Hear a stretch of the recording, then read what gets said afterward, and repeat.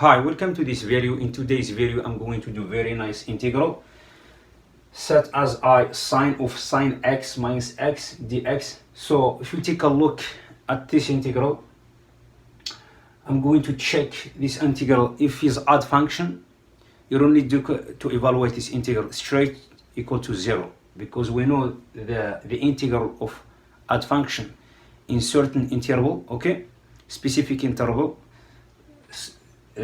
especially if you have the periodic functions from 0 to pi or from 0 to 2 pi.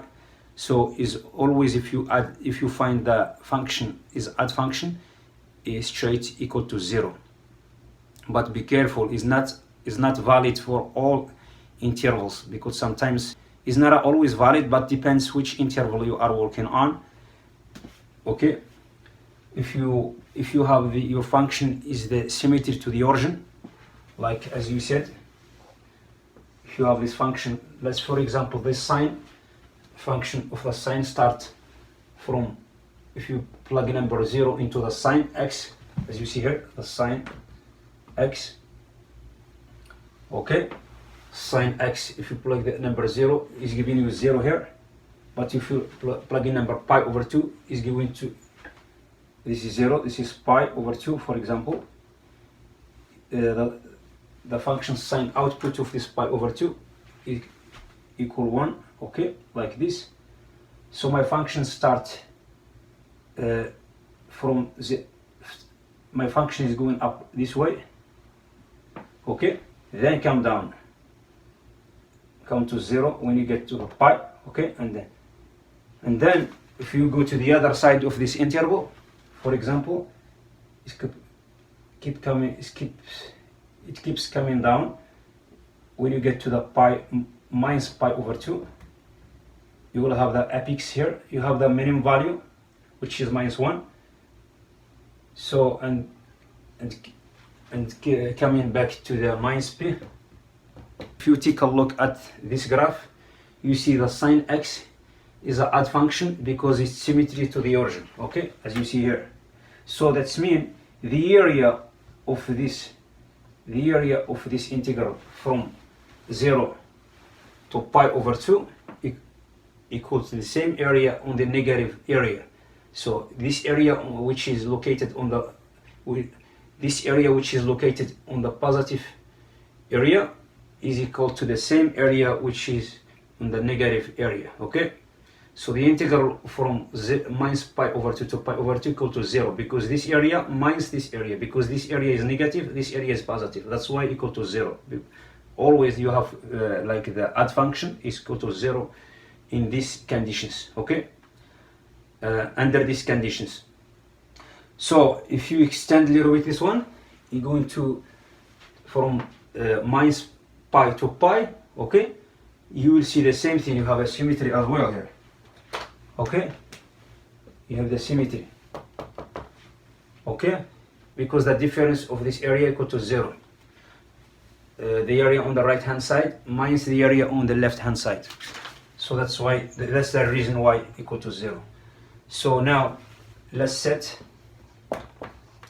f of x equal to sine of sine x minus x, okay.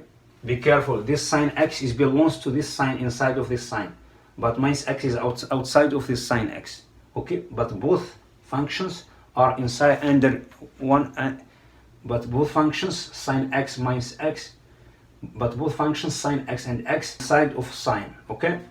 So I'm going to check f of minus x equal to sine of sine minus x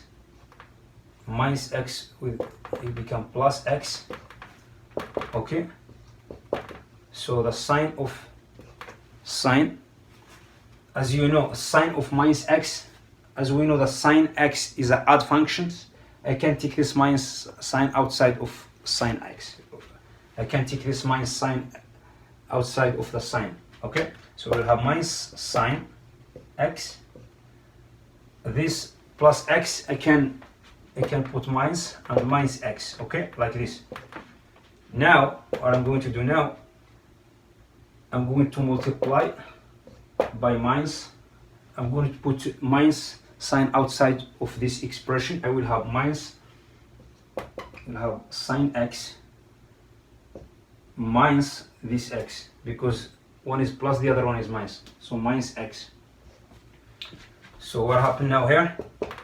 So I will have, as you see here, we have the minus sign outside, you have minus sign outside of this expression, okay? We have minus sign. Now also I take this minus sign outside of the whole thing, okay?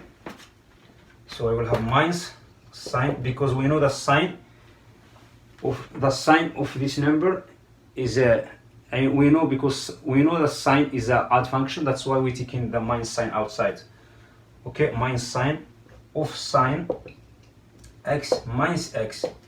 So if you take a look again, if you take a look at here again, you are going to the same function, you are going to the original function.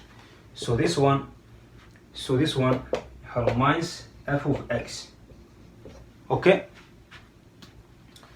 So now we found minus, now we found this expression equal, now we found f of minus x equal to minus f of x. What does this mean? That means this function is an odd function, okay? As we explained before in the graph, okay? So what happened now? So this integral straight equal to 0, okay? Because we know the odd function, so that's mean this is odd function. Since we have odd function, now this integral equal to 0, okay? As we explained in this graph. I have done with this problem. Thank you for watching. I will see you in next video. Bye.